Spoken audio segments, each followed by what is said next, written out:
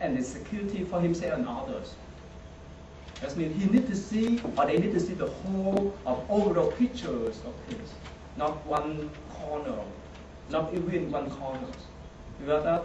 So now when we talk about this greed, desire, attachment, or hatred, it's concerned about the attachment to the self, attachment to ourselves.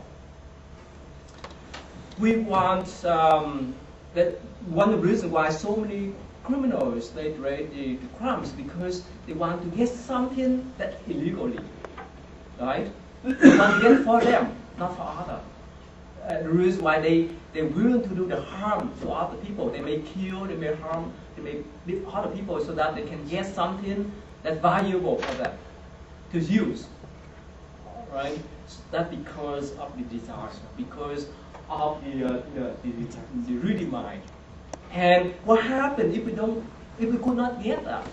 If we could not get the things we want to, we have some kind of animosity, we have some kind of hatred within ourselves. Let's put it this way. Okay, I know there's many couples, American couples, as well as Asian, that's been including Chinese, Vietnamese, and so on, couples. Whenever they divorce, what happened? You know that. You know more than me.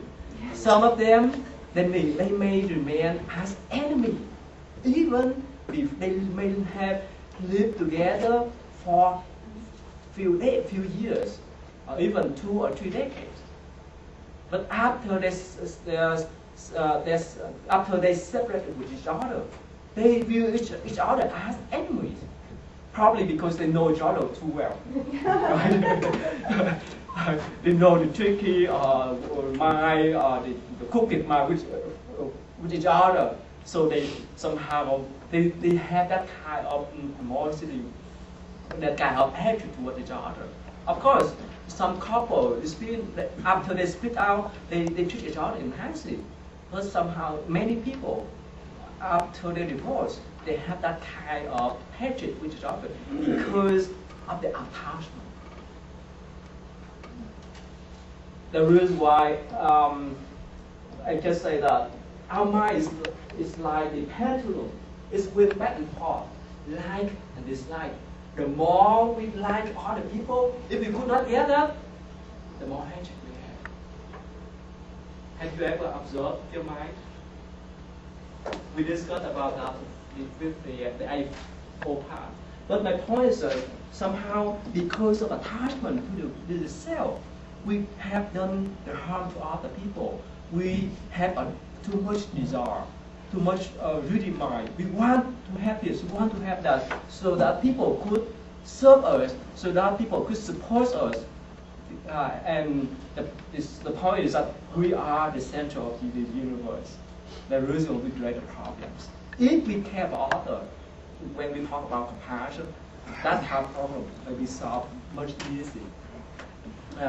And the other thing is that we have too much expectation. We expect ourselves, we expect other people. Especially, actually, it's happened to any age. The children, the young children, the young adults, the middle-aged people, or the old people too. It's happened to all of us.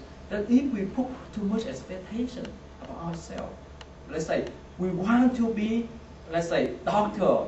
We want to achieve to certain position in society. What happens if we could not achieve to? We suffer, and that's the cause. That is the cause of the suffering we have. We put a lot of expectation on our wife, on our spouse. We have a lot of expectation about our children. We have a lot of expectation about our congressman. We have a lot of expectation about other people. For what? For fulfilling our wish. If they could not fulfill our wish, we would raise some kind of animosity. We have some kind of hatred mind, or hatred taught towards them. We go against them. You see that? And somehow we deny the suffering. We might deny the problems that we we encounter in our daily lives. In psychology terms, they say that, you know, the word fight and flight. If we encounter some problems, either we fight or we run away.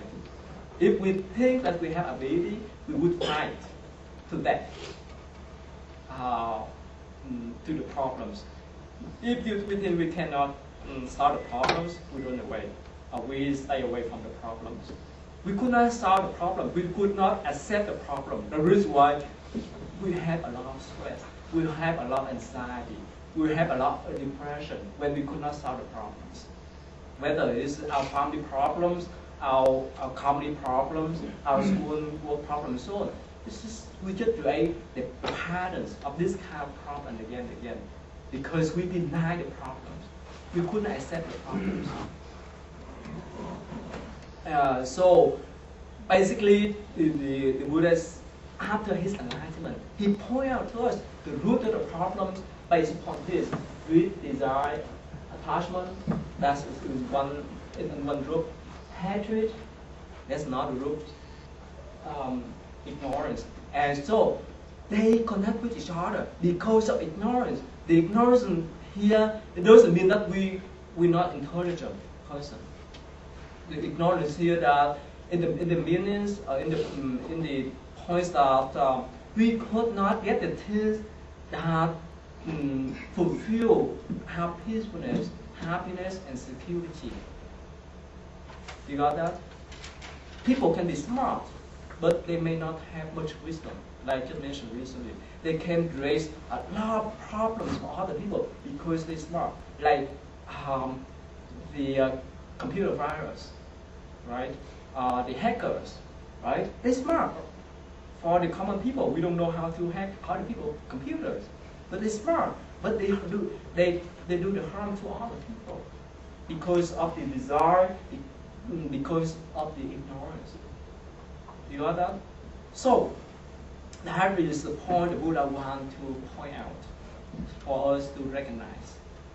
Okay, I want to stop here for a while. If you have any question, you can ask me. I'm within that you can interrupt me anytime so that I can clarify something that you may not understand. Yes? You know, okay, I know this is about the Four Noble Truths. I'm just a little lost about which is one and have we done 1 and 2 now? Yes. Did you just finish 2? Yeah. The second one? The second one. Yes. The first one, you've got 3 and 4 to go. Not yet. No, I know, but that's coming. Yeah. Okay. The first one again. Let me repeat. Yeah. Say it Let me repeat again. The noble truth of suffering. Physically, we have to go through these 4 processes, right? Mentally, we have stress, anxiety, depression, and so on. Okay, so that's the thing we have. Now, the second noble truth, the roots are the cause of sufferings based upon them: greed, hatred, and severity and ignorance. That's the roots. These are the root of the problems. You got that? Yes. Okay, that's the second one. Yes. So is Buddhism recommending that you don't have attachments and you don't have expectations? We'll discuss about that next one. Okay, the reason why I just mentioned recently is that we need to recognize the difference between the desire and its inspiration. That's just maybe different. We will talk about that. Okay. Yeah. You clear that? Okay. Now, for the third one,